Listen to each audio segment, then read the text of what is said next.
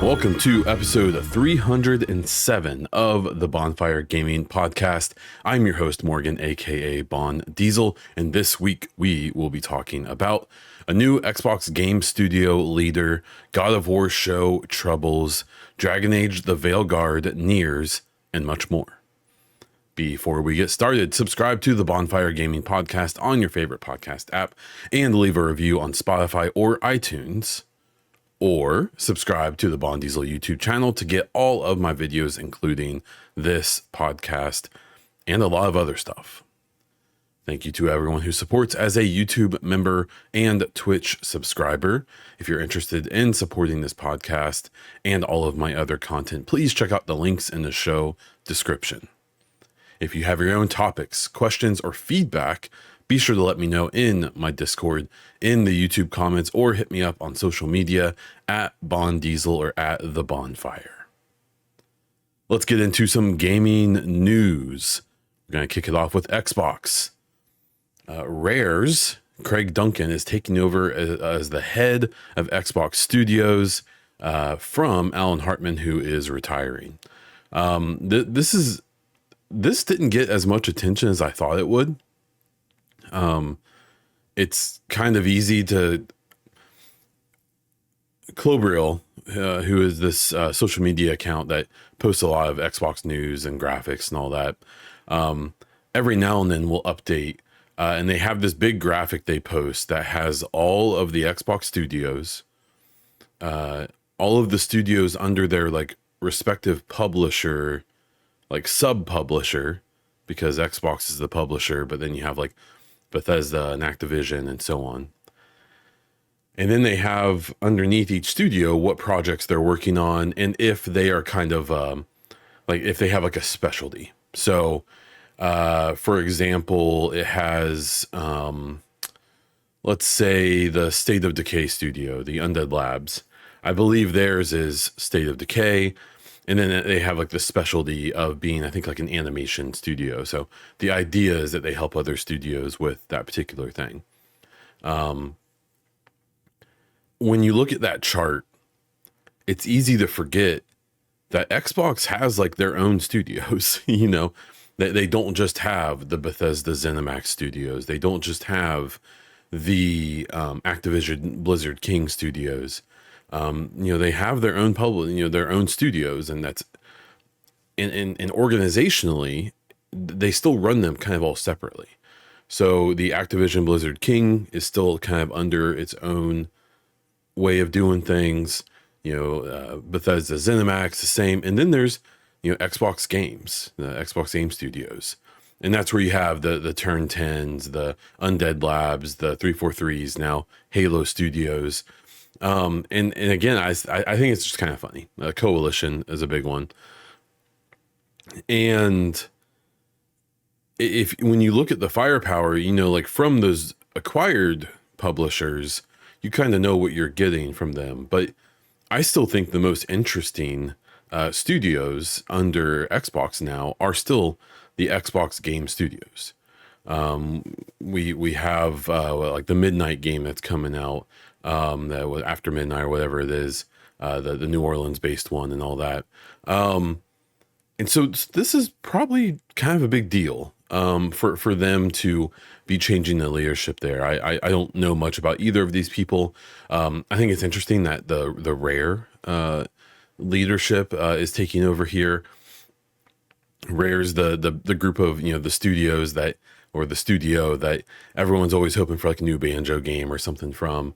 I'm curious to how this plays out. I know people have been saying this for years, and I'm sure I've been one of them, but especially now, especially after ABK, that there seems to be, in theory, on paper, this coming tide of games for Xbox where, as they've finally gotten Bethesda ZeniMax kind of in the fold, as they've gotten their own studios kind of going and doing their thing, as they start to bring ABK, Activision Blizzard King, under their wing, right, which will take probably 3 or 4 years. We can consider how long it's taken them to get Bethesda ZeniMax fully integrated, and it may not even be done yet.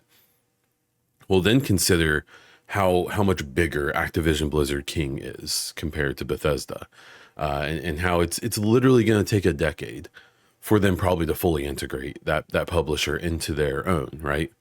Um, it's a big deal, and a combination of all of those, and then the Xbox Studios, that there seems to be that eventually there's going to be this dam breaking point where there's going to be this flood of games, because they just have too many studios. Even this year, they're putting out a decent number of games that's kind of gone under the radar a little bit, but that seems like it's only going to increase in the coming 3, 4, 5 years.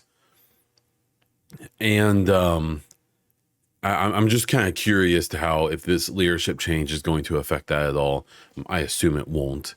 That's the thing about these big giant corporations, is that things don't often move very quickly. So congrats to Craig on this new position. I hope that the leadership finds him well, and I hope that we see some good stuff from the Xbox Studios really, really soon. South of Midnight, by the way, that's the game I was thinking of. Call of Duty Black Ops 6 and other Call of Duty games are coming to Xbox Cloud Gaming. This is interesting. So day one for Black Ops 6, you'll be able to play it on the cloud. This has been an interesting thing. So to play on the cloud, you have to have Game Pass Ultimate. And up until now, at least in the near future, the only games you could play on there were a fairly small selection of games that were like approved, right? It was mostly Game Pass games. You couldn't just play the whole Xbox library through cloud. And that's changing. So the main part of this announcement was that Call of Duty. So say you don't own an Xbox or a PlayStation, or you don't have a PC, and you want to play Black Ops 6. You will be able to just get Game Pass Ultimate, get onto your browser, and via, I assume if you have a PC, the Xbox app, I guess not the browser, even though I think there is a browser way to do it. As long as you have a controller, or I don't know if it works on mouse and keyboard, you can just play Black Ops 6 through cloud. It may not be the best experience in the world. Streaming is still inherently worse than hardware, at least in my opinion, but it's available. And that's a big deal. This comes along with this report that came from Tom Warren talking about, and I assume because of this, Xbox is making a bunch of upgrades to their cloud. Higher quality, which I assume is going to be a higher bit rate. The Xbox Cloud, it's always been kind of known for not having the best quality. I want to say it's been around like a 720p quality for the most part.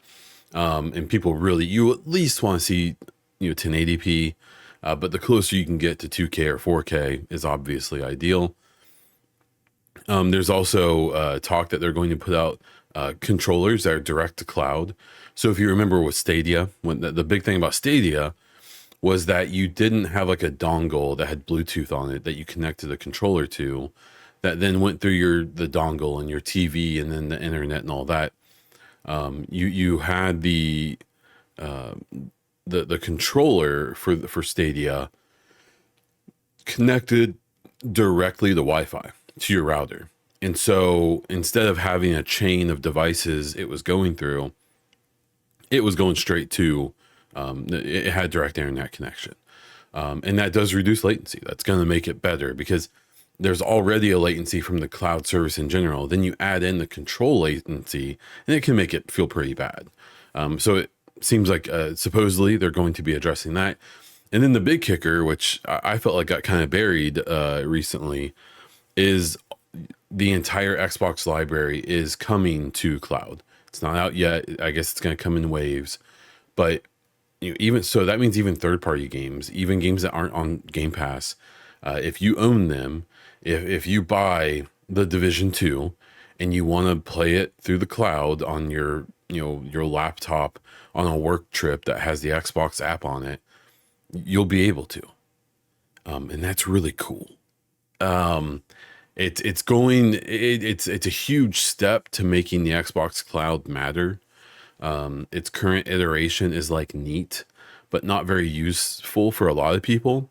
But we're in a situation, and I even know people who, with the upcoming Dragon Age: The Veilguard, they may not, they may still have a PS4 or an Xbox One X or something, or they have a PC that might not be able to do it very well.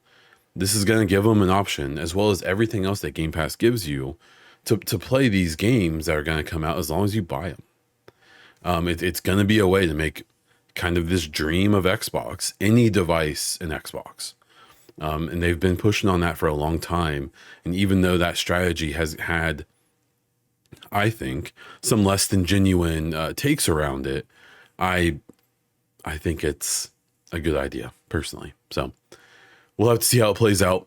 I'm curious to if it moves the needle at all. I'm curious to how Black Ops 6 coming out on Game Pass in general is going to move the needle for Xbox and that service.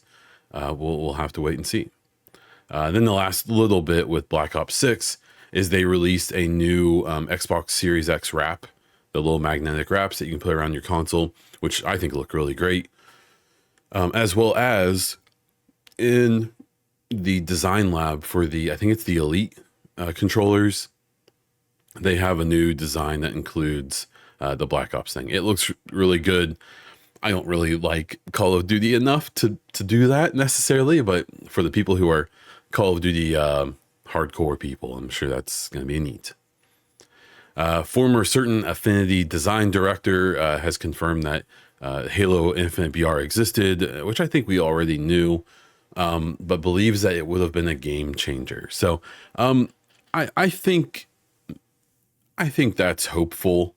I do believe like the battle royale kind of thing would have fit really well into the Halo kind of aesthetic, and like it could have worked, right?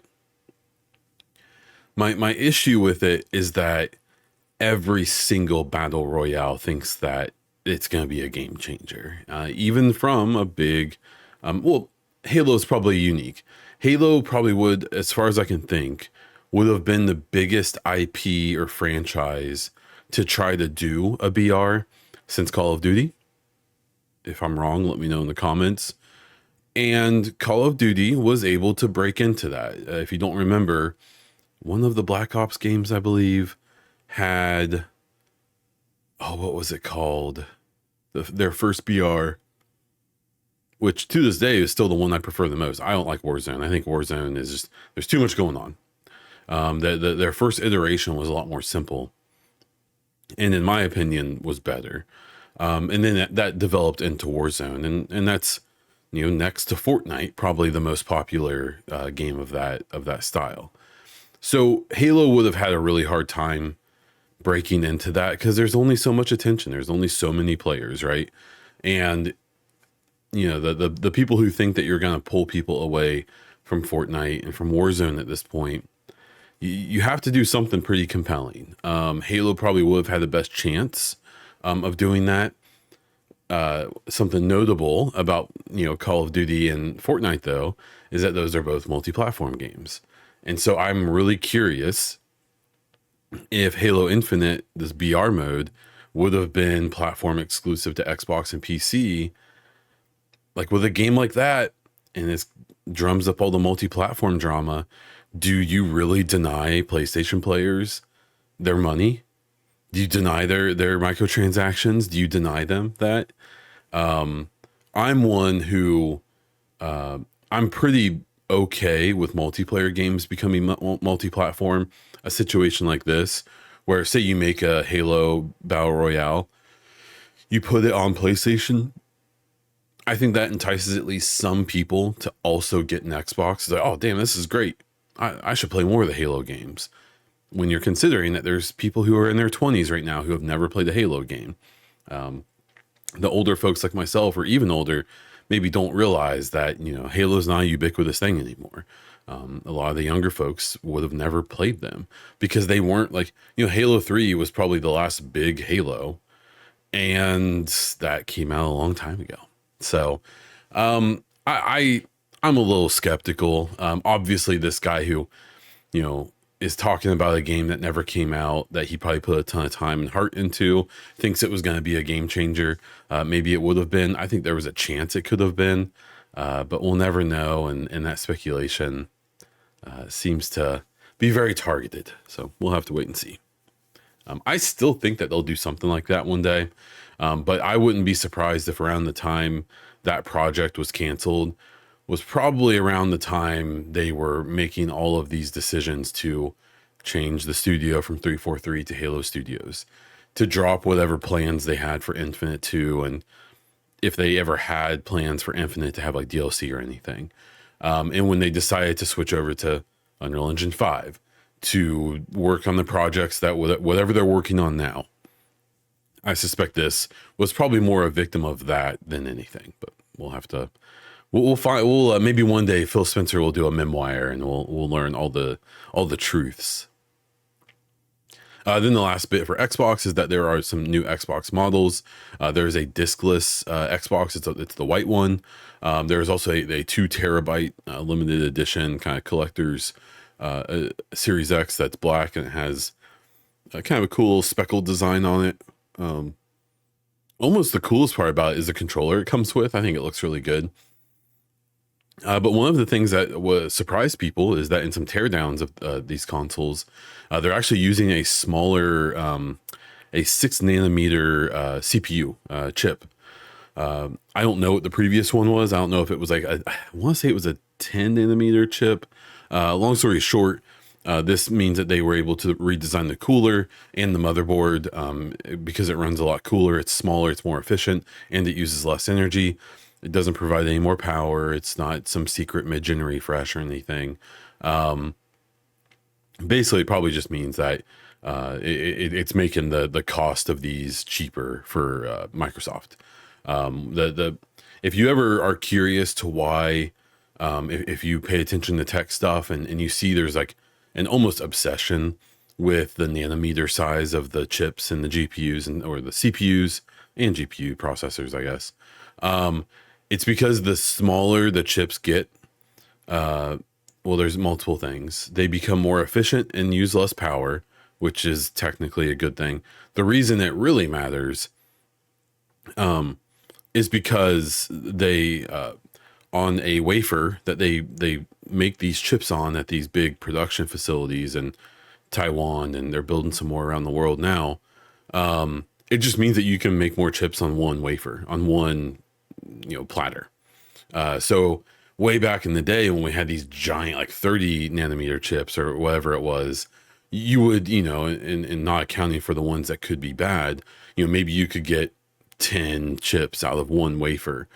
Well, now with the 6 nanometer chip, I'm just completely making this up, but maybe you can have 100 chips come off one wafer. It's just, from a production and profit standpoint, it's a lot more profitable. So interesting stuff. Again, I'm really curious to how soon we hear about any kind, even like any official teases about hardware.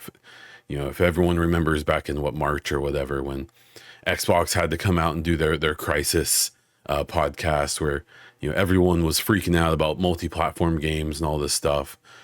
Sarah Bond, who's the head of hardware at Xbox, as well as the president of the company, did the whole quote of, the biggest jump in, power ever for a console for whatever they're working on next.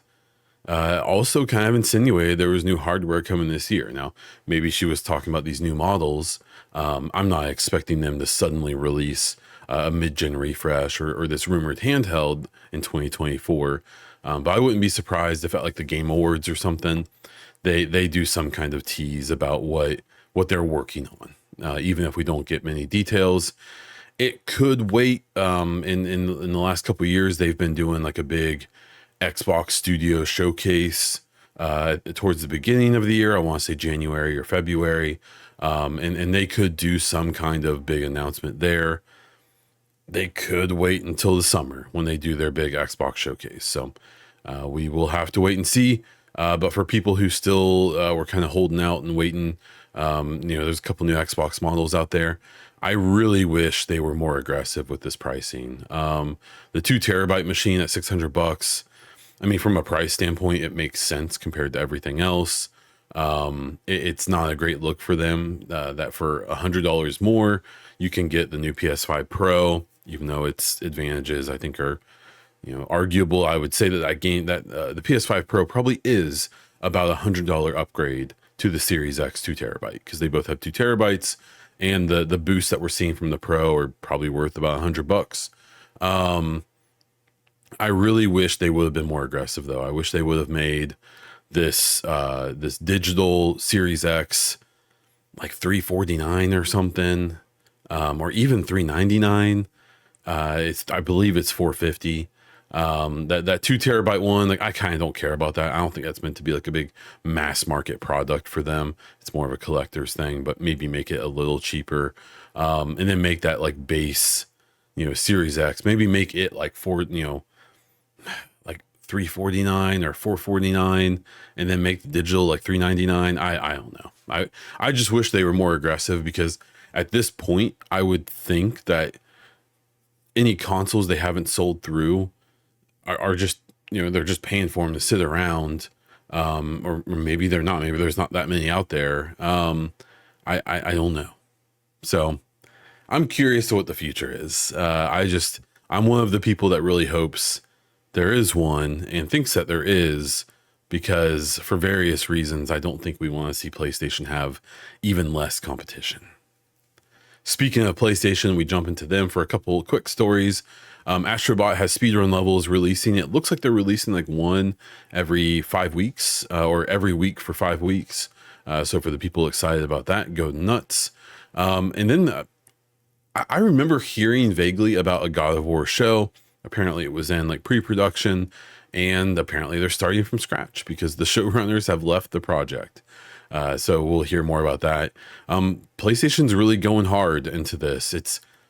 PlayStation's in such a weird spot right now where they're not releasing any first party games from their own studios. They had Astro Bot, which was a big hit and it was rated really well, but I think is arguably like maybe more of like a AA style game. Even though its quality is exceptional, but budget wise, it probably wasn't a $200 million project like their other big ones. We had Spider-Man 2 last year, from Insomniac. Then from, Sony Santa Monica the year before, we had God of War Ragnarok, obviously 2 big hit games, but that's like been it from their first party studios. Obviously they have their partnerships with, outside studios making first party content like Helldivers 2, which was a big hit this year. And then they also have their connection with like Square Enix, and having Final Fantasy 16 last year, and then Final Fantasy 7 Rebirth this year. I'm not doing the console war thing, being like, oh, they don't have any games, but if you look at their first party studios, you could argue that in the last 2-3 years, they've released like 2 first party big, kind of that like expected Sony style of game, PlayStation style of game. But they're also releasing multiple seasons of shows and movies, and working on more of that kind of transmedia stuff. I don't know. I just think it's interesting. I'm not saying that one thing is leading to the other. The thing to realize is like the folks in charge of getting this God of War show or The Last of Us, doing that stuff, have nothing to do with the production of games. I do think that the thing to blame, though, is definitely, it was kind of that last, I already can't remember what his name was, but the executive who left PlayStation fairly recently. It really does seem like, and I feel like it's not really discussed that much, that push for live games, for games as a service games, where we, with Concord, with the Last of Us game that got canceled, presumably some other ones that are either in progress or have been canceled, really set them back from doing what they're good at. I don't think people should be surprised that they were trying to do that. I think that there was, for all of the things that Xbox, does worse arguably, than PlayStation. I think that it gets kind of undersold sometimes that PlayStation's probably somewhat envious of how Xbox has such a variety of first party games. And while maybe none of them individually are as successful as the big hit games for PlayStation, I wouldn't be surprised, especially the live service stuff, obviously, that they probably wish they didn't have games that people just bought once, played once, and never touched it again. They seem pretty invested in the idea of like, we want people to be paying for new skins every week and all of that, because that revenue is really good. If we go back to previous conversations we've had, it's important. I still think it's so important to go back and remember those documents that leaked during the ABK, and that during it was a time period, I think in 2021, over like a 9-month period, PlayStation made like twice as much gross income as Xbox. They made a lot more money total. But their profit margin, if you looked at it was only like 7%, where Xbox's was like 15. And that means that off of the money they made, Xbox actually took home more money. Now we know why. It's because PlayStation's dropping $250 million in developing a Spider-Man 2, or some of these big, or unfortunately Concord. They're spending a lot of money on these big projects. And we don't talk about Nintendo because they're kicking both of their butts in the profit margin game. But that's because part of the reason is that Xbox has a lot of this live service stuff going on with Grounded and Sea of Thieves and things like that, and PlayStation doesn't really. So we'll see what happens with the God of War show, what happens with the first party games from PlayStation. They have to be announcing stuff soon. The Wolverine game, I don't think, is probably coming in 2025. I would guess that's a 2026 game, especially after the leaks they had. But I can almost guarantee that like the Game Awards or something, we'll get a Wolverine announcement, like a rough date. They'll say maybe late 25 or 26 is my guess. So we'll see. And then finally with Nintendo, Game Freak had a hack. It is really interesting. This hack, it hit headlines because it happened and info came out, and then it really went away. So I don't know if that was Nintendo attorneys calling people up being like, hey, you better not talk about this stuff because you know what we're good at. I don't know. The biggest issue, all the leaks suck. I always feel bad for devs. I especially feel bad for devs here because it was like multiple thousands of devs had like all of their personal information leaked. That really, really sucks. There was some info about future games. This was an interesting one because in theory, it was suggesting that there's going to be games that come out for the new hardware, that it's going to be cross-gen. And cross-gen is always like a weird subject because inherently the previous gen is holding back the games for the next one, at least in some capacity. And while that's always been true, and like when you go from the Xbox One to the Series X or from the PS4 to the PS5, you're going to have limitations there, at least in some capacity. But I have to imagine that developing a game that in theory, I would assume you want to show off this new hardware that they're going to be putting out, that people are going to be paying for, but also making sure that game can still basically function on 8, 9, almost 10-year-old hardware that's like a mobile hardware that was outdated the day it released in the Nintendo Switch. That's a big ask, I think. And, we know that Nintendo isn't worried about putting out 4K 60 FPS games, obviously. I still don't think they catch enough hell from their player base, their consumers, for the fact that they don't even seem to really give a crap about like 720p 30 FPS. Like earlier in the Switch's gen and even some modern, newer games I know run okay. But like, what's interesting is whenever I bring this stuff up, it always turns into people being like, well, Nintendo and their fans don't care about fidelity. They care about good games and they make good games, which is inarguable. Of course they do. I still wish that their consumers were a little more demanding, had a little more respect for themselves to be like, hey, you could at least make the games run really well. They don't need to be the prettiest things in the world. We don't need everything to be ray trace lighting and 120 FPS, 4K everything, or 8K or whatever. They don't have to do that. I get it. That's not what they care about. That's not what they're going to do. But I do think at some point it'd be nice if the Nintendo fandom was like, hey, it'd be cool if our games were more than like 20 FPS, and didn't have a night cycle system that only exists or at least partially exists because we did too much stuff in the game, and this is their gimmick for deleting everything we did, like with the Zelda games. So there was some info about that. The ounces apparently is the code name for the new hardware, or ounce, something like that, which I found interesting. There weren't any like big pieces of news or anything leaked in there. Some of the old Pokemon games did have like their source code released and stuff like that. The thing about that is that because they're so litigious, I saw a lot of people saying like that source code getting released is actually it's actually bad, because a lot of people had been using their own techniques to kind of engineer ways to emulate old Pokemon games. But now that the source code for those games are out, their attorneys have more of a standing to go after those emulators, because they can claim they've used this stolen and this leaked information to make the games work instead of their own proprietary ways of doing it.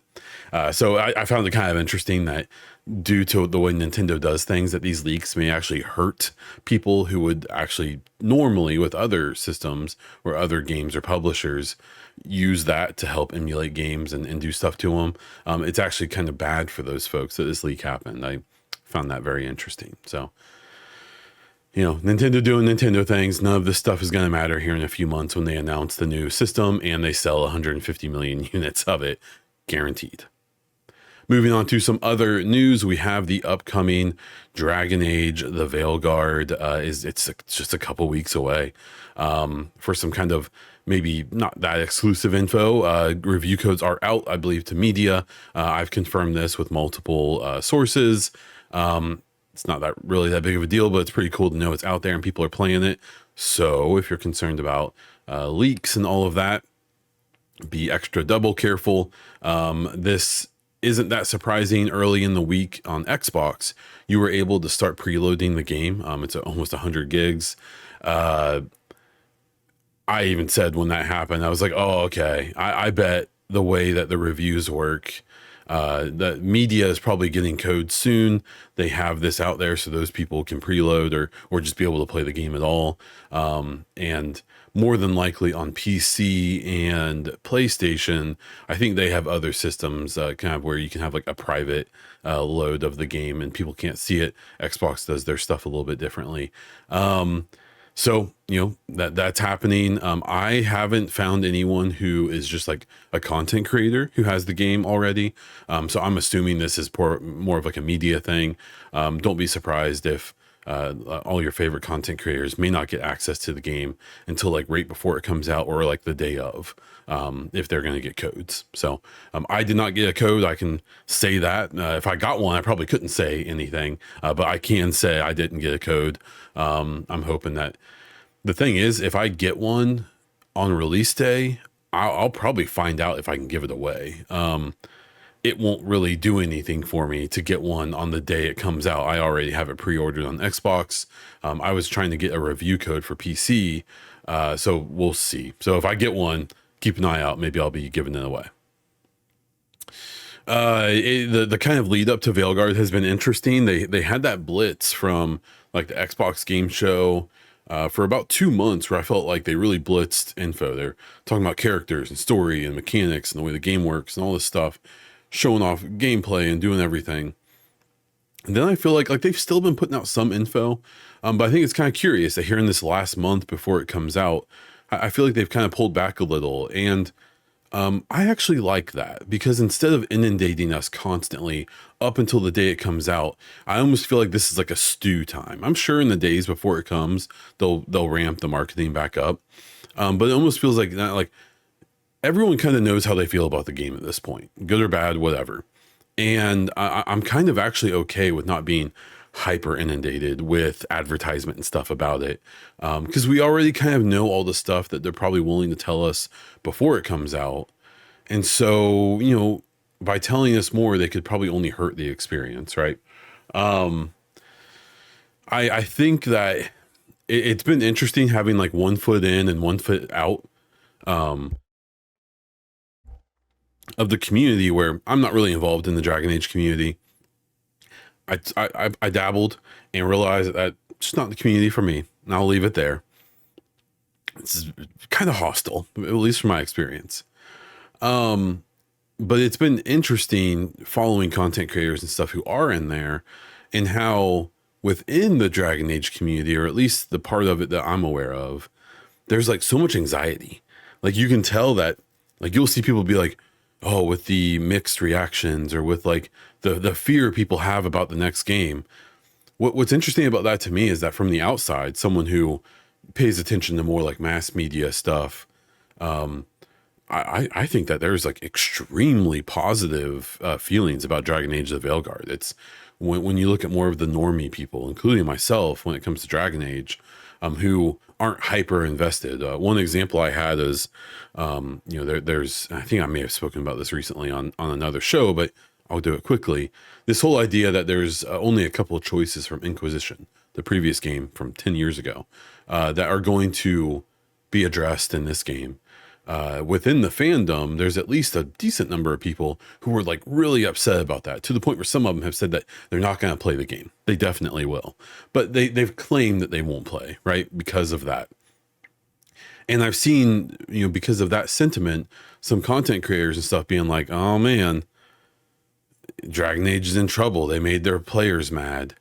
And then for me on the outside, I have to like kind of like lean in and be like, hey, like 98% of the people who are going to buy this game don't care about that. There's definitely a portion, and you can't disrespect them, and you have to acknowledge them. But you have to keep in mind that the few dozen, maybe even a couple hundred, even a couple thousand people who may be upset about something like that does not represent the vast majority of the people you're targeting for this game. With a game like Dragon Age of the Veilguard coming out 10 years after the previous game, a majority of the sales of this game are probably going to be the people who this is their first Dragon Age, like almost certainly. And again, you don't want to disrespect those old players. You don't want to, I get it, but those people also have to realize that they aren't the main target. If they only sold and made Dragon Age of the Veilguard for Dragon Age Inquisition fans, or Dragon Age Origins, or Dragon Age 2 fans, their target audience would be like maybe 1 million people. Like it'd be really small, right? And that's not who this game is for exclusively. The Veilguard is really going to probably be a game for a new generation of BioWare gamers that is going to try to respect the old folks. I don't mean old as an age, but as in their fandom age, right? And obviously I'm sure it's going to try to hearken to them and respect them, and treat them well, but that's not who's going to make this game successful. And when we talk about that, exact same thing about the next Mass Effect, but that's a discussion for a different day. What I'm really curious about, and I won't get into it much here, I've made a whole nother podcast, the Mass Effect Hypecast. I have episode 6 talking about what I'm expecting for N7 Day. That's the big Mass Effect celebration that happens a week after Veilguard releases. I also have another video summarizing everything about the next Mass Effect we know. Go check those out on my YouTube. But I do think the timing of that is interesting. We're going to have BioWare's first game since Anthem releasing in 2024. And then a week later, their celebration of arguably their bigger, more premier franchise. It's a big couple weeks for BioWare. I'm really excited about it. I have lots to say about it, but we'll be talking about that plenty here in the next few weeks. moving on to other stuff here. There's reports that Bandai Namco and possibly other Japanese studios are putting employees into rooms with nothing to do to get them to quit instead of doing layoffs. This is interesting. I'm sure it's a cultural thing. I'm not going to pretend like I understand everything. I don't. I definitely don't. Basic super white guy from the United States. I don't know anything. I'm willing to admit that. I do think that this is interesting because all along these last, especially these last 2 or 3 years, where these layoffs and stuff have just been rampant, especially in Western gaming studios and publishers and all that. There is this weird thing where it seems like a lot of the Japanese studios have been like completely immune to it, to the point where like From Software has like jumped up their starting pay for all their people by a ton, and they're hiring like crazy. Now that shouldn't be that surprising. They put out one of likely the most successful financial games of the last decade, if not more.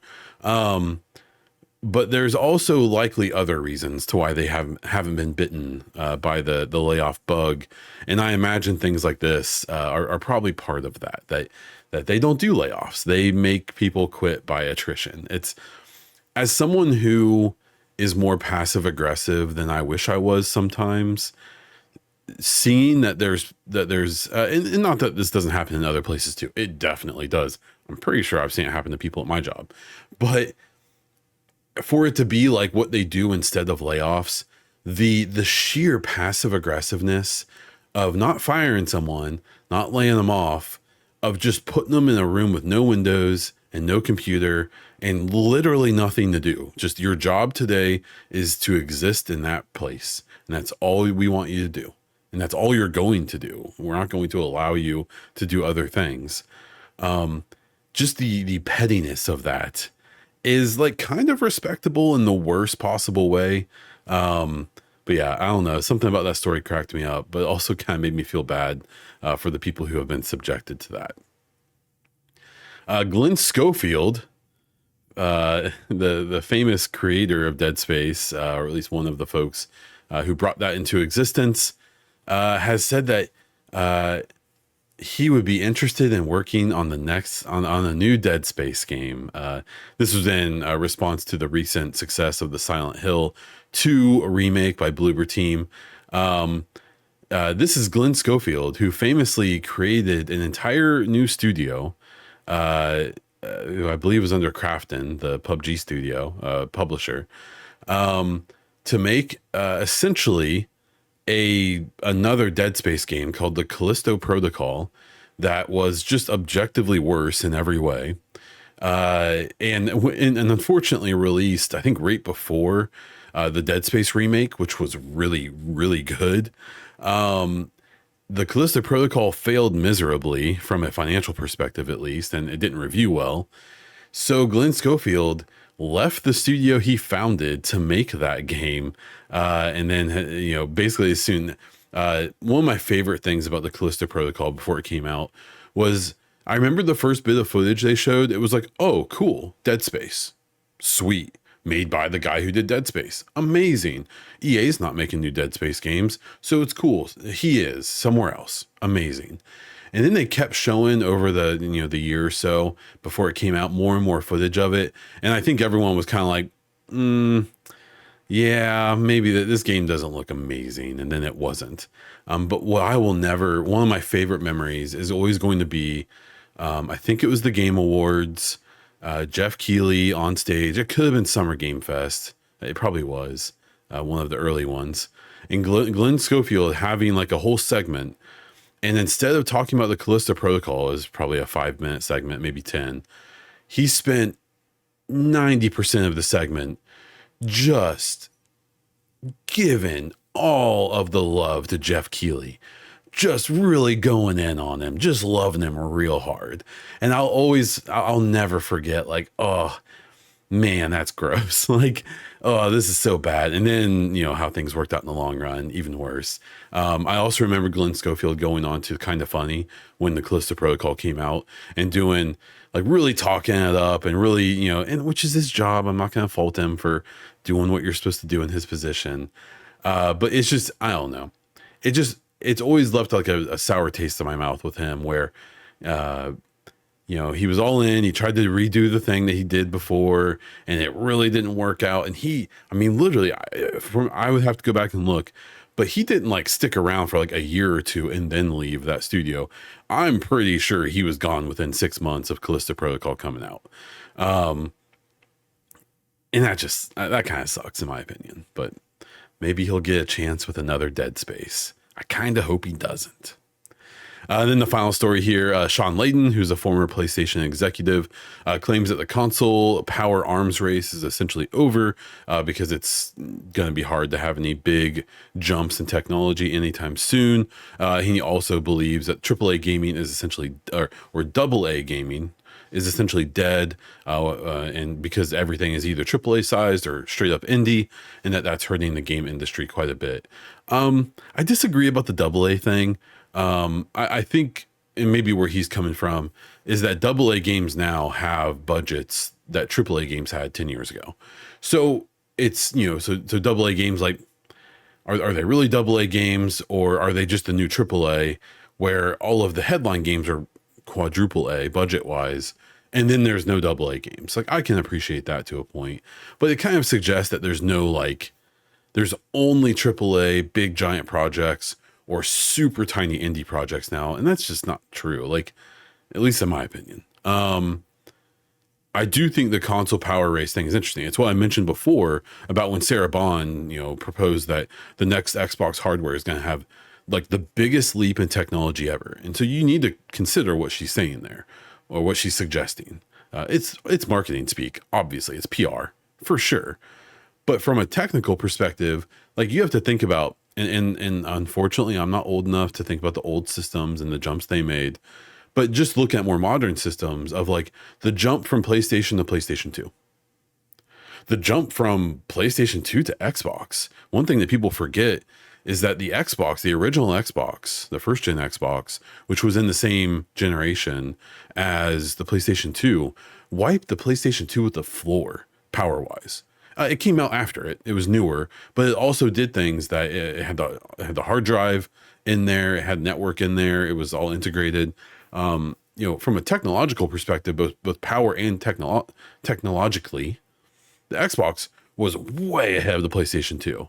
And then we went to the PlayStation 3 and the Xbox 360, which both use different proprietary technologies for their processors, for their CPUs and GPUs, which was its own problem and also kind of a good thing in a way. It's been terrible for, moving, backwards compatibility. But at the time, those were huge jumps from the Xbox original and the PS2 to that next gen. And then I don't think the jump from PlayStation, let's see here, PlayStation 3 and Xbox 360 to PlayStation 4 and Xbox One, it was big. It was obviously big. But because they used mobile hardware, not like phone mobile, but like laptop grade components, it definitely wasn't as big of a jump as it probably should have been. And we saw that, even though a lot of amazing games came out in that generation, especially on PlayStation, it wasn't that big of a jump. But I legitimately think the jump from PlayStation 4 and the Xbox One to the Series X and the PlayStation 5 has been huge. I still to this day believe that when the PlayStation 5 and Series X came out, that was the most relevant those consoles had ever been to the current PC gaming hardware market, where most of the time when these consoles have come out, they've been in some ways they've actually been ahead of PC tech, but from a pure power perspective, we're always like kind of behind. It's the nature of it, right? But the PlayStation 5 and Series X were both like mid-tier machines when they came out in the gaming sphere. They've fallen off at this point for sure. They're generations behind from CPU and GPU tech now, especially NVIDIA, but they were a pretty big deal at the time. And there is that like kind of contrast between Sarah Bond saying the next Xbox is going to be the biggest jump ever, which is a bold statement when you think about the previous jumps, And Shawn Layden being like, there's no jump anymore. Like, it's going to be incremental upgrades. It's very much like if you think about cell phones. Cell phones, I worked at Verizon corporate right after college for about a year. And I worked there when half of the phones we were selling were still flip phones, and Blackberries were still very popular. I sold a ton of them. And when I worked there at such an interesting time. It's when they introduced 4G LTE, and it's also when they introduced the HTC. I forget what it was called now, but it was Verizon's first, like, it was the first 4G smartphone. As well, it was also when people were just starting to really upgrade to smartphones. And towards the end of my tenure there was when they got the iPhone. If you don't remember, at least here in the United States, the iPhone was Sprint or AT&T exclusive, was only on AT&T for a long time, and then went to all the other carriers. And I was at Verizon when that happened. It was a big deal. It was a huge deal. It was a gigantic deal, actually. And back then, every new generation I'm just making this up, but say from the Samsung Galaxy S5 or S2, well, I'm just making it up, to S3 probably was a huge jump in power and capability and everything. But now when you go from a Galaxy S24 to a 25, I'm sure it's more powerful. I'm sure it does some more things. Now everything's AI, all the AI enhancements, but they aren't that big of jumps. And that's kind of what's happening with consoles, it seems like. And honestly, they're going that same direction with, like the big thing about the PS5 Pro is PSSR. It's not even the 45% more power or whatever of the GPU. That extra power is to run PSSR. The PS5 Pro is an upscaling machine using this new tech. And it's very likely that's what the PS6 is going to be as well. And it's very likely that this biggest jump ever in power that Sarah Bond talks about is probably them either working on their own upscaling tech, some of the PSSR or DLSS from NVIDIA, or my prediction is that I think there's a chance Xbox and NVIDIA may collaborate on their next hardware, and we're just going to straight up get DLSS on the next Xbox. That's becoming less and less likely as NVIDIA seems to care less and less about gaming, but still. It seems like it's very unlikely they're going to put a 5090 in the next Xbox or equivalent GPU, which is going to be like $3,000. Obviously, they're not going to do that. So how do you improve the experience if you can't make the next Xbox $3,000 or more, really? How do you improve it? And you do it through upscaling tech. And that's been pretty minimal in the current gen. And the series consoles and the PS5, they technically have access to AMD's FSR upscaler, but it sucks. It's not very good. And they don't have access to like hardware upscalers. That's I'm droning at this point, but my last point is that you need to know that like AMD, their upscaler is software based and it can be used on any GPU because of that. PSSR and DLSS, and I think Intel's XeSS are all dependent on the very specific hardware that the machine or the GPU has to have to work, because that's all it does. And that's why those technologies seem to be better. So I think Shawn Layden's probably right on the console side. I'm really curious to what Sarah Bond means by their jump with the Xbox, and I'm just kind of excited in a curiosity standpoint about how all of that is going to play out in the near future. Wrapping up the show, the content updates I have is basically I'm planning on covering Dragon Age the Veilguard. Unfortunately, I did not get a review code, so I do not plan on having a review on release day. I am taking some time off around release, and I will be streaming it for sure and talking about it and doing a review once I feel like I can for Dragon Age the Veilguard. And then for N7 Day, if you're one of my Mass Effect folks, I'll be covering that pretty heavily. I put out a podcast talking about my predictions about the next N7 Day already. It's the Mass Effect Hypecast. You can find that on my YouTube channel or on all podcast platforms.